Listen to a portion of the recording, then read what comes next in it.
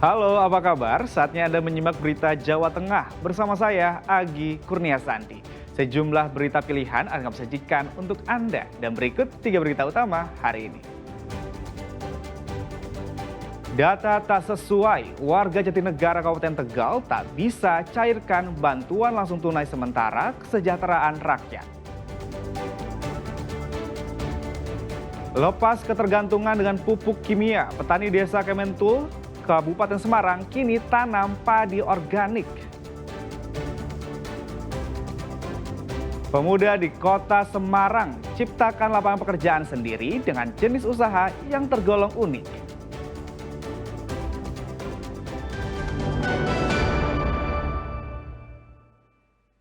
Ratusan penerima manfaat bantuan langsung tunai sementara atau BLTS Kesra di Kabupaten Tegal rela antre berjam-jam untuk menerima bantuan. Setiap penerima manfaat mendapat bantuan uang sebesar Rp900.000.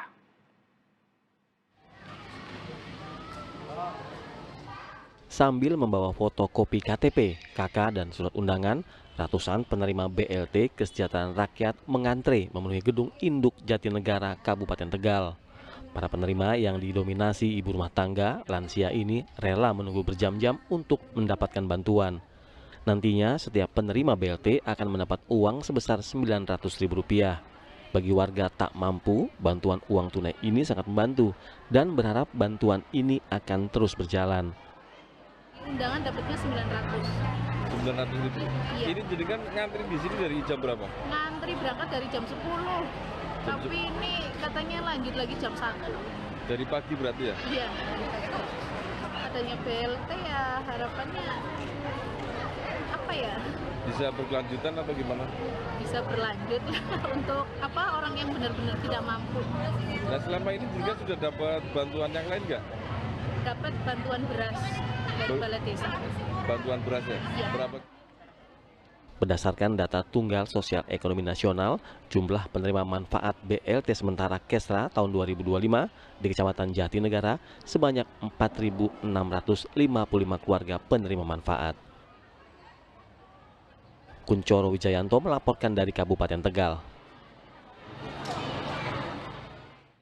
Sementara sejumlah penerima manfaat di Kabupaten Tegal tak bisa mencairkan bantuan langsung tunai Kesra lantaran ketidaksesuaian data pada KTP dan kartu keluarga. Mereka terpaksa mengurus pembaruan data administrasi kependudukan agar bisa mencairkan dana bantuan Rp900.000.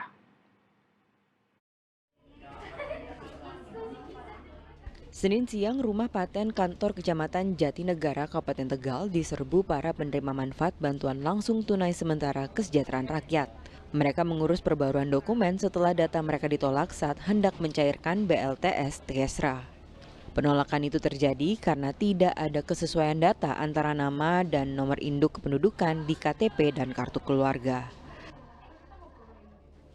Setiap kali desa warga ada yang menerima bantuan, apalagi yang menerima itu ada beberapa desa barangkali, sehingga rata-rata kan harus bantuan itu kan harus diambil oleh orang yang bersangkutan kalau ada, dan nama serta NIK harus sesuai dengan undangan yang untuk pengambilan bantuan tersebut.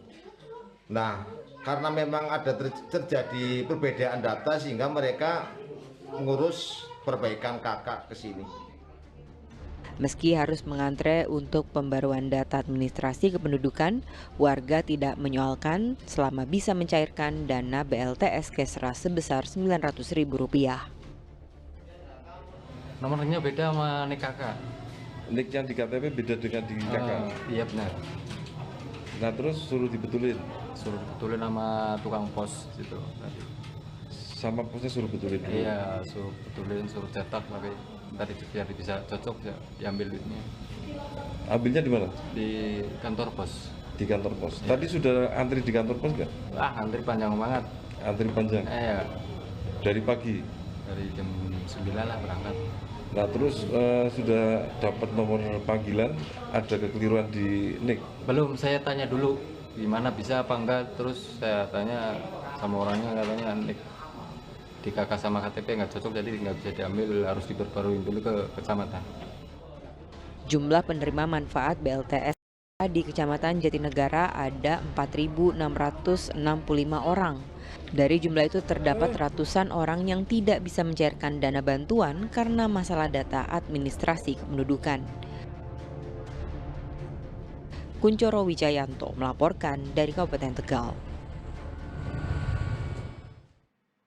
Untuk menekan ketergantungan terhadap pupuk kimia, petani di Desa Kemetul, Kecamatan Susukan, Kabupaten Semarang kini mulai beralih menanam padi organik dengan memanfaatkan pupuk cair organik.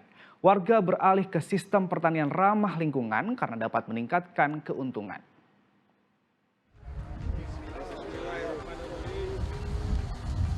Lahan pertanian di Desa Kemetul, Kecamatan Susukan, Kabupaten Semarang saat ini telah ditanami padi semi organik.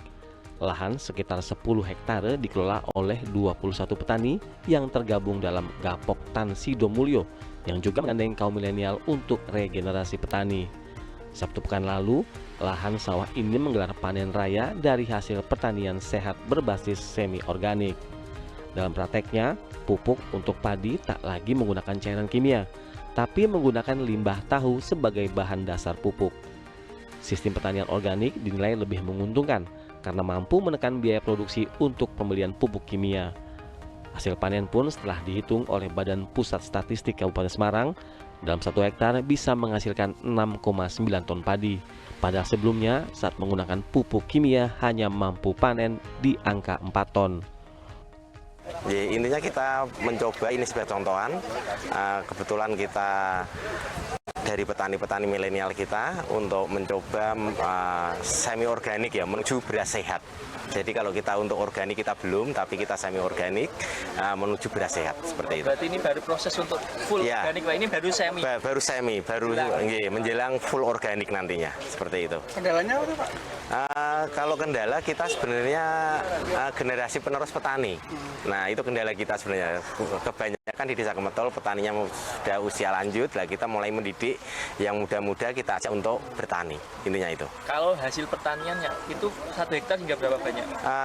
Ini tadi pagi diubin oleh BPS, kita untuk padi semi organik kita ini 1 hektar bisa keluar 6.944 kilo per hektar.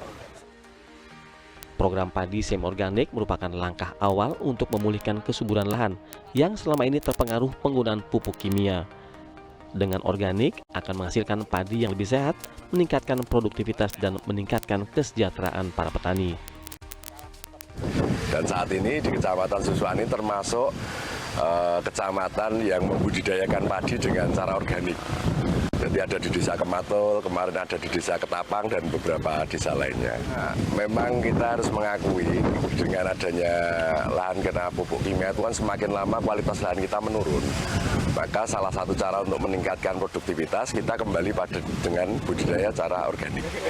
Insya Allah semakin ke depan nanti IP-nya akan semakin meningkat.